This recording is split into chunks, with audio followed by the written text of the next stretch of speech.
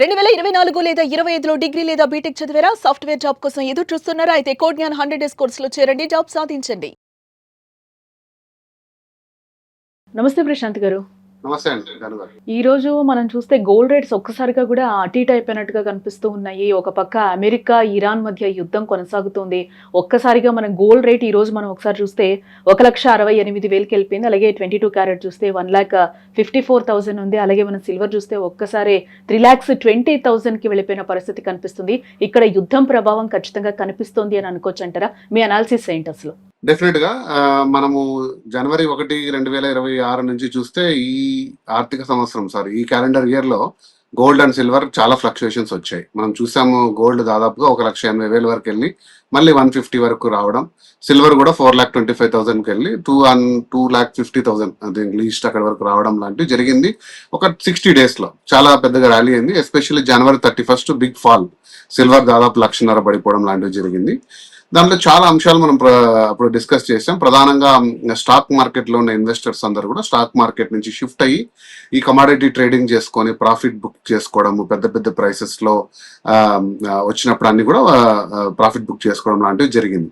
But ఇప్పుడు మీరు అన్నట్టు ఈ రోజు జరుగుతున్న ప్రభావం అయితే ఖచ్చితంగా కూడా ఇజ్రాయెల్ ఏదైతే ఇరాన్ మీద ఈరోజు టెహరాన్ మీద దాడి చేయడం, మిసైల్ స్ట్రైక్స్ చేయడం ఒక డెఫినెట్ గా ఇండికేటివ్. చాలా కాలంగా ఇది నివురుగా నొప్పిన నిప్పులాగా అలాగే ఉంది. మనకు ఎప్పుడవుతుందో తెలియదు. ఈ యుద్ధ వాతావరణం సమసిపోలేదు, అలాగా ఉంది. ఇజ్రాయెల్ ఇరాన్ తర్వాత అమెరికా కూడా దీంట్లో జత కలపడం ఇజ్రాయెల్ తోటి.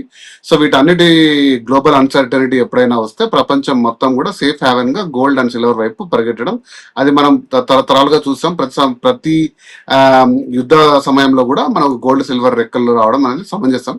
సో ప్రధానంగా గోల్డ్ సిల్వర్ ప్రైసెస్ అందుకే పెరిగాయి. అంటే వాటిని సేఫ్ గా పెట్టుకుంటారు, ఎందుకంటే యుఎస్ బాండ్ ఈల్డ్స్ తగ్గుతాయి. ఇలాంటి టైంలో అన్సర్టనిటీలో యుఎస్ బాండ్ ఈల్డ్స్ ని ఎక్కువ నమ్మరు.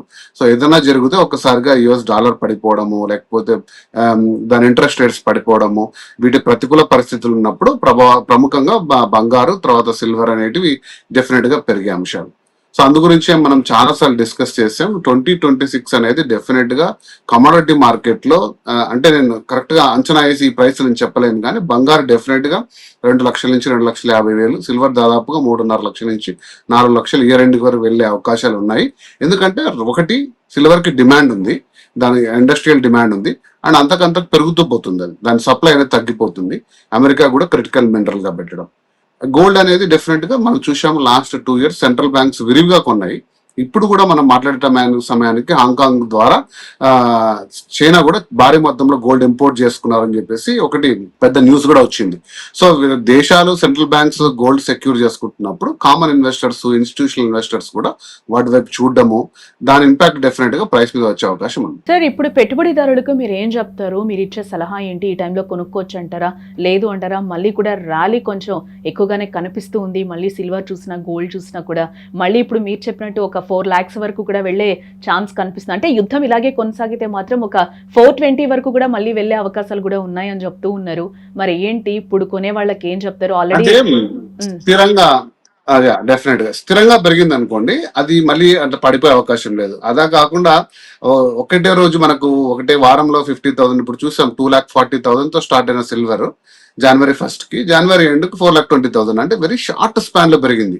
అలా ఉన్నప్పుడు ప్రాఫిట్ బుకింగ్ చేసే అవకాశాలు ఉంటాయి. అందులో షార్ట్ టర్మ్ ఇన్వెస్టర్స్ ఉంటారు, ఇన్స్టిట్యూషనల్ ఇన్వెస్టర్స్ ఉంటారు. వాళ్ళు ప్రధానంగా స్టాక్ మార్కెట్ లో నుంచి డబ్బు తీసుకుపోయి ఇట పెట్టి వాళ్ళకు ఒక టార్గెట్ ప్రైస్ ఉన్నప్పుడు ప్రాఫిట్ బుక్ చేసుకుంటారు. అప్పుడు అమాంతంగా పడిపోయే అవకాశం ఉంది.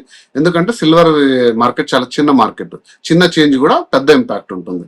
అదే సిల్వర్ ఇయర్ ఎండ్ కి స్థిరంగా పెరుగుతూ ఇప్పుడు పెరుగుతున్నది చాలా స్థిరంగా పెరుగుతుంది. 2,50,000, 60, 70, 80, దాదాపుగా 3 కావచ్చు. చిన్నగా నిదానంగా పెరిగింది అనుకోండి, ఒక డిమాండ్ ప్రైస్ దగ్గర అది మళ్ళీ కరెక్షన్ అవుతుంది. కరెక్షన్ అంత అమాంతంగా పడే అవకాశం ఉండదు. గోల్డ్ అయితే డెఫినెట్ గా మనకు ఒక 1-2% చేంజెస్ తప్ప గోల్డ్ ఎప్పుడు కూడా పెద్దగా పడిపోయిన సందర్భాలు లేవు. గోల్డ్ కూడా స్థిరంగా పెరుగుతూ పోతుంది. కాబట్టి మీరు ఏదైతే ఇన్వెస్ట్మెంట్ చేయాలనుకున్నారో ఒక 100 రూపాయల ఇన్వెస్ట్మెంట్ లో 25 రూపాయల ఇన్వెస్ట్మెంట్ డెఫినెట్ గా చేసుకోండి.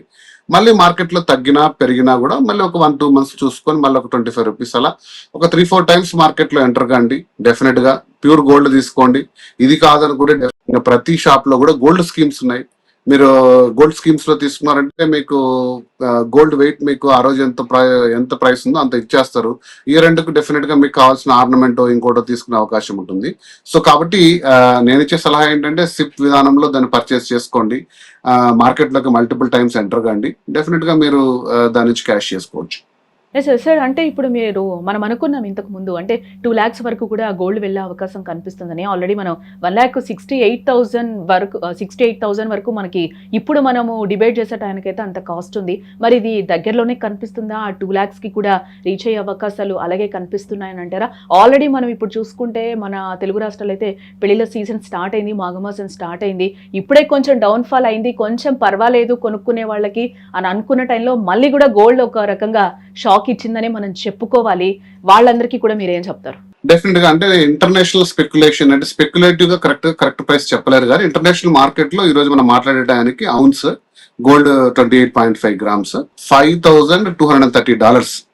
సో అది దాదాపుగా 6,000 చేరే అవకాశం ఉంది అతి త్వరలో అనే ఒక పెద్ద అంచనా నడుస్తుందండి. అంటే ఈ యుద్ధ వాతావరణం ఇట్లాగే ముందుకెళ్తే ఫాస్ట్ గా so which is equal to 2,20,000 అలా వెళ్ళే అవకాశం ఉందని అంతర్జాతీయంగా కూడా పెద్ద పెద్ద సంస్థలు కూడా అంచనా వేస్తున్నారు. సో వాటికి అనుగుణంగా నేను ఇన్ఫర్మేషన్ షేర్ చేస్తున్నాను. డెఫినెట్ గా ఇది నమ్మి మీరు తీసుకొని సుమన్ టీవీని కానీ నన్ను కానీ మళ్ళీ అడగద్దండి.